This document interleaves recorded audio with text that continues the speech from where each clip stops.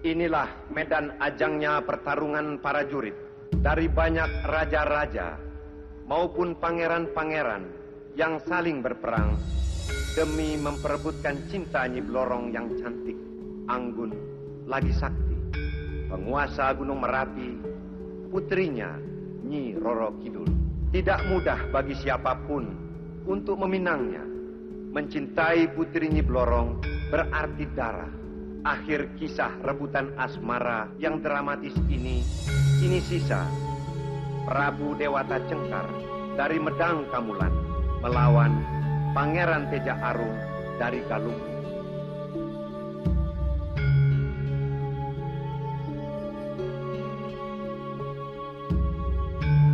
Halo Sobat Misbar, balik lagi bersama gua Gary dalam program Film Klasik Tetep Asik. Pada kesempatan kali ini, gua bakal menceritakan sebuah alur film lawas besutan dari Sisworo Gautama Putra. Film yang rilis pada tahun 1983 ini berkisah tentang persaingan para orang-orang sakti untuk bisa mendapatkan cinta dari seorang wanita cantik yang merupakan anak dari penguasa pantai selatan. Lalu, bagaimana kisah selengkapnya? Sobat Misbar, ini dia perkawinan Nyi Blorong.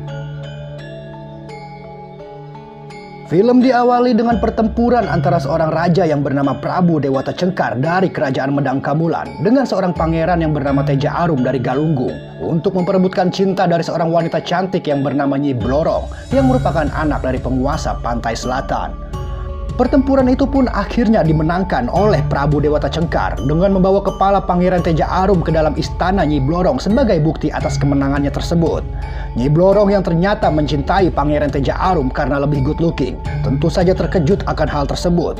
Namun Pangeran Teja Arum yang belum sepenuhnya mati, lalu membisikkan sesuatu pada Nyi Blorong untuk mencari bagian tubuhnya agar ia bisa hidup kembali. Nyi Blorong yang tidak rela harus menikah dengan Prabu Dewata Cengkar lalu berusaha mengelabui Prabu Dewata Cengkar dengan meminta bagian tubuh Pangeran Teja Arum sebagai pelengkap mas kawin mereka. Dan atas pertimbangan dari Ki Sentanu yang merupakan penasehat dari Kerajaan Medang Kamulan, Prabu Dewata Cengkar pun akhirnya menyetujui permintaan dari Nyi Blorong tersebut. Di saat pasukan Prabu Dewata Cengkar tengah mencari keberadaan bagian tubuh Pangeran Teja Arum, seorang wanita yang bernama Bayu Geni ternyata sudah lebih dulu mengambil bagian tubuh sekaligus mencuri potongan kepala Pangeran Teja Arum. Dan kemudian ia pun membawanya ke tempat persembunyiannya, yang dimana di sana ada seorang gadis cantik yang bernama Layung Sari yang merupakan anak dari Bayu Geni. Bukan tanpa alasan, Bayu Geni bermaksud untuk menyatukan ilmu Malibaya miliknya dengan ilmu Wijaya Kusuma milik Pangeran Teja Arum. Bayu Geni pun akan menghidupkan kembali Pangeran Teja Arum dan kemudian akan dinikahkan dengan putrinya Layung Sari. Dengan begitu, Bayu Geni pun bisa mengendalikan mereka berdua dan mengubah mereka menjadi predator sakti yang diharapkan dapat membunuh Nyi Roro Kidul untuk membalaskan dendamnya terhadap penguasa Laut Kidul tersebut. Bayu Geni pun kemudian menceritakan pada Layung Sari tentang awal mula kebenciannya pada Nyi Roro Kidul, yang dimana saat ia tengah mengandung Layung Sari, jasad suaminya yang merupakan seorang nelayan ditemukan di laut dengan keadaan yang sangat mengenaskan. Sementara jiwa suaminya itu dijadikan budak oleh Nyi Roro Kidul, dan karena hal itu selama 18 tahun lamanya ia pun mempelajari ilmu Malibaya untuk bisa membalaskan dendamnya. Pangeran Teja Arum pun akhirnya dapat dihidupkan kembali dengan menyatukan bagian kepala dan tubuhnya yang telah terpisah. Sementara itu, pasukan Prabu Dewata Cengkar yang tidak menemukan apa yang tengah dicarinya akhirnya berniat untuk mendatangi kediaman Bayu Geni yang mereka kenal sebagai Ratu Ilmu Hitam untuk membantunya mencari bagian tubuh Pangeran Teja Arum tersebut. Di sisi yang berbeda, Nyi Blorong yang tengah galau gundah gulana akan kemenangan Prabu Dewata Cengkar lalu mendatangi ibunya Nyi Roro Kidul untuk meminta restu untuk menyelamatkan pujaan hatinya, yaitu Pangeran Teja Arum. Hal itu ia kemukakan pada ibunya atas dasar rasa cintanya pada sang pangeran, sekaligus sebagai bentuk penolakannya atas lamaran Prabu Dewata Cengkar. Dan setelah mendengarkan semua keluh kesah yang tengah dirasakan oleh Nyi Blorong, Nyi Roro Kidul pun akhirnya merestui keinginan anaknya tersebut. Sementara itu, di tempat kediaman Bayu Geni kini tengah diadakan upacara pernikahan antara Layung Sari dengan Pangeran Teja Arum yang tengah dalam pengaruh ilmu hitam milik Bayu Geni. Lalu Bayu Geni pun berniat untuk menukarkan otak Layung Sari dengan otak Teja Arum.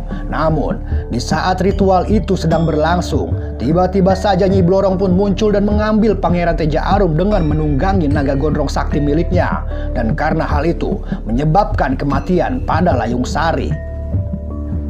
Di saat Bayu Geni tengah berduka atas kematian anaknya, Prabu Dewata Cengkar beserta para pasukannya tiba di kediaman Bayu Geni, yang dimana Bayu Geni pun menceritakan semua kejadian yang menimpanya, sekaligus memberitahu kebohongan Nyi Blorong terhadap Prabu Dewata Cengkar.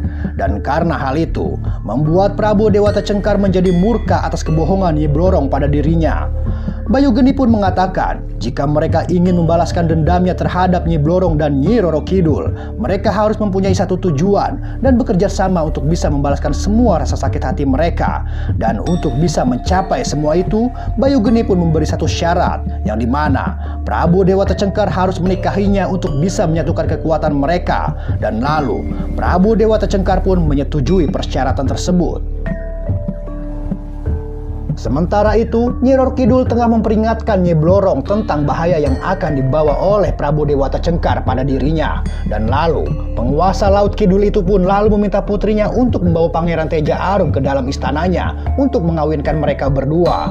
Dan lalu, di hadapan Nyi Roro Kidul, Pangeran Teja Arum pun mengungkapkan perasaannya sekaligus mengutarakan niatnya untuk meminang putri dari penguasa Laut Kidul tersebut.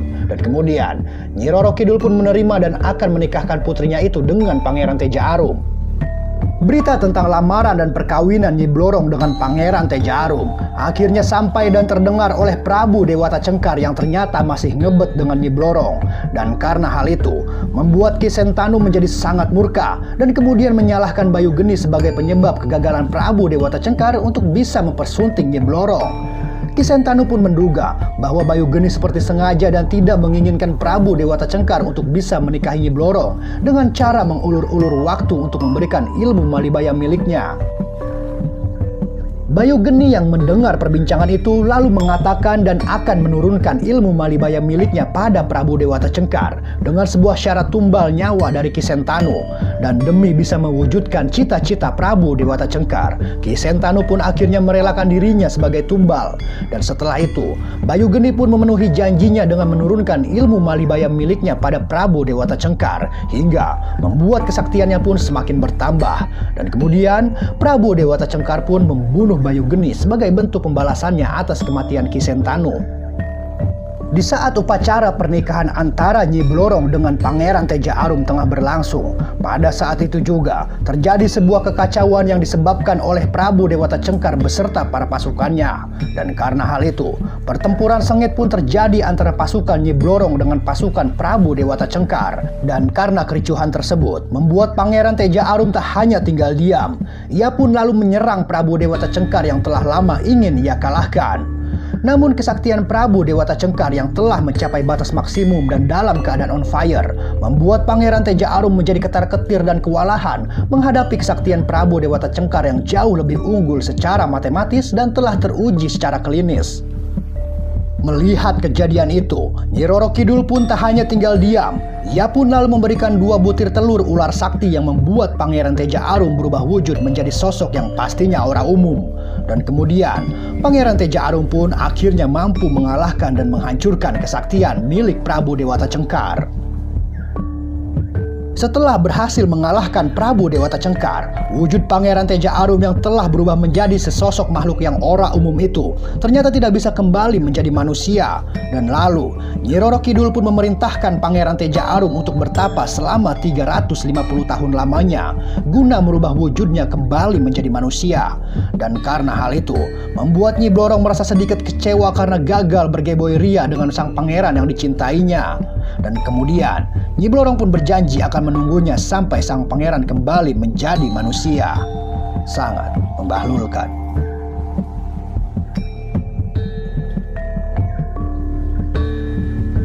Oke Sobat Misbar, gak kerasa ya kita udah ada di penghujung cerita. Akhir kata gua Gary beserta kru yang masih belum ada yang bertugas mengucapkan sampai jumpa.